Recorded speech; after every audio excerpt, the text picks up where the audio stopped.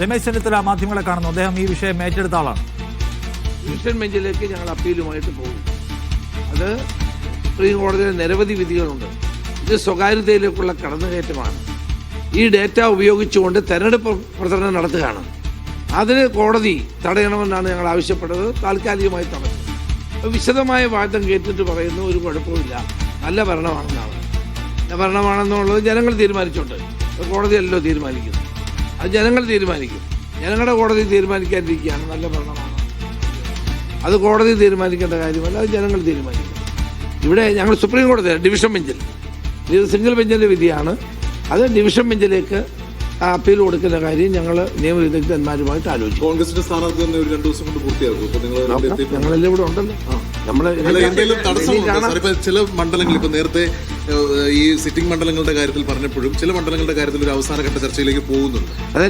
അതെല്ലാം ഒരു പ്രശ്നവും ഇല്ലാതെ